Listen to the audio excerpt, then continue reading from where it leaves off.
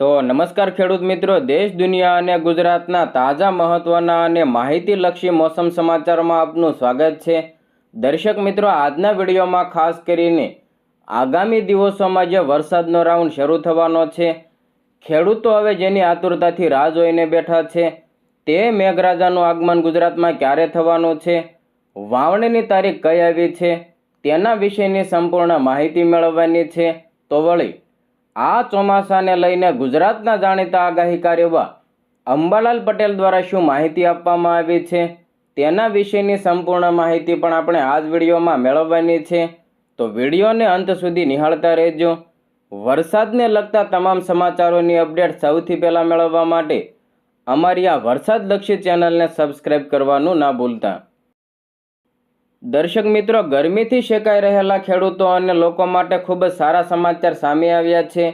આ દર્શક મિત્રો, આપ સૌ લોકો સારી રીતે જાણો છો કે હાલ બધી પબ્લિક ગરમીથી શેકાઈ રહી છે અને ત્રાહિમામ પણ પોકારી ઉઠી છે અને આતુરતાથી મેઘરાજાની રાહ જોઈ રહી છે કે ક્યારે ચોમાસાનું આગમન થશે અને આ કડકડતી ગરમીથી લોકોને રાહત મળશે। તો દર્શક મિત્રો, વરસાદની રાહ જોતા લોકો અને ખાસ કરીને ખેડૂત મિત્રો માટે હવે સારા સમાચાર ગણી શકાય તેવી અપડેટ સામે આવી છે।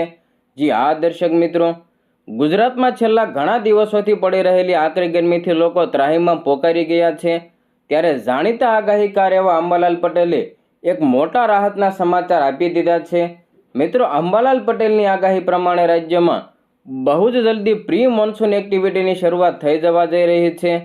મિત્રો, આગામી 29મી મેથી રાજ્યના અલગ અલગ વિસ્તારોમાં વરસાદ પડવાની સંભાવના દેખાઈ રહી છે, જેનાથી તાપમાનનો પારો નીચો જશે અને લોકોને કાળઝાળ ગરમીમાંથી મોટી રાહત મળવાની શક્યતા છે। તો વળી આ ઉપરાંત કેરળમાં ચોમાસાની એન્ટ્રી અને રાજ્યના વિવિધ જિલ્લાઓમાં વરસાદની તારીખો અંગે પણ અંબાલાલ પટેલે મહત્વપૂર્ણ અંદાજો વ્યક્ત કર્યો છે। મિત્રો, અંબાલાલ પટેલના જણાવ્યા પ્રમાણે 25મી મે એટલે કે કાલથી રોહિણી નક્ષત્રની શરૂઆત થઈ રહી છે।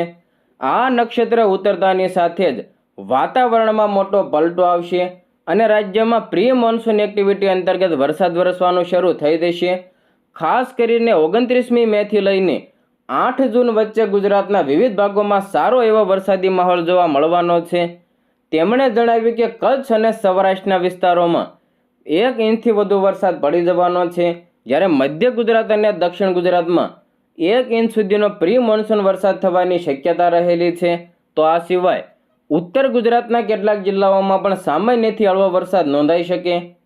તમને જણાવી દઈએ કે આજે સાંજે દક્ષિણ ગુજરાતના કેટલાક વિસ્તારોમાં 10થી લઈને 15 mm જેટલો વરસાદ થવાની સંભાવના પણ તેમણે જણાવી।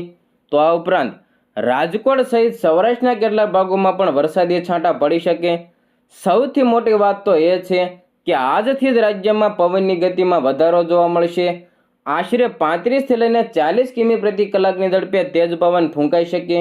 આ વાદળછાયા વાતાવરણ તેમજ તેજ પવનને કારણે લોકોને ગરમીમાંથી થોડી રાહત અનુભવાશે। દર્શક મિત્રો, આ તો વાત થઈ જાણીતા આગાહીકાર એવા અંબાલાલ પટેલ દ્વારા ચોમાસાની અપડેટ વિશે, પરંતુ હવે હવામાન વિભાગ દ્વારા પણ વાવાઝોડા અને વરસાદને લઈને મોટી અપડેટ આપવામાં આવી છે। તો શું છે સમગ્ર બાબત તેની વિગતવાર માહિતી મેળવીએ। જો તમે આગામી દિવસોમાં ક્યાંય બહાર જવાનો પ્લાન બનાવી રહ્યા છો તો પહેલાં હવામાન વિભાગનું આ નવું અપડેટ જાણી લેજો। મિત્રો, દેશના ઘણા ભાગોમાં 30 મે સુધી ભારેથી અતિભારે વરસાદની ચેતવણી આપવામાં આવી છે। હવામાન વિભાગે માત્ર વરસાદ જ નહીં પરંતુ કરા પડવા અને ધૂળની ડમરીઓ ઉડવા વિશે પણ એલર્ટ આપ્યું છે। તો સાથે જ ચોમાસાને લઈને પણ એક મોટા સમાચાર સામે આવ્યા છે। મિત્રો, દક્ષિણ અને પૂર્વ ભારતના રાજ્યોમાં જ્યાં એક તરફ સતત વરસાદ પડશે, ત્યાં બીજી તરફ અમુક ઉત્તર રાજ્યોમાં કાળઝાળ ગરમી એટલે કે હીટ વેવ પણ ચાલુ રહેશે। ચોમાસાને લઈને શું અપડેટ છે તેની વાત કરીએ તો અત્યારે દેશભરમાં અલગ અલગ જગ્યાએ વેસ્ટર્ન ડિસ્ટર્બન્સ એટલે કે પશ્ચિમી વિક્ષેપ અને સાયક્લોનિક સર્ક્યુલેશનના સક્રિય છે। આ સિસ્ટમ્સને કારણે 30મી મે સુધી દેશના ઘણા વિસ્તારોમાં જોરદાર પવન અને ગાજવીજ સાથે ભારે વરસાદની શક્યતા છે।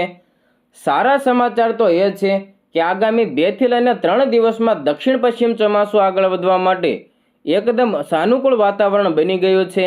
મિત્રો, ચોમાસું હવે ધીમે ધીમે અરબી સમુદ્ર, બંગાળની ખાડી અને અંદમાન સમુદ્રના કેટલાક ભાગોમાં આગળ વધી શકે છે. મિત્રો, તમને જણાવી દઈએ કે આજનું હવામાન કેવું રહેવાનું છે. તો ઉત્તર આંતરિક કર્ણાટકના અમુક વિસ્તારોમાં કરા પડવાની પૂરેપૂરી શક્યતા છે, જ્યારે રાજસ્થાનમાં ધૂળભરી આંધી આવી શકે છે.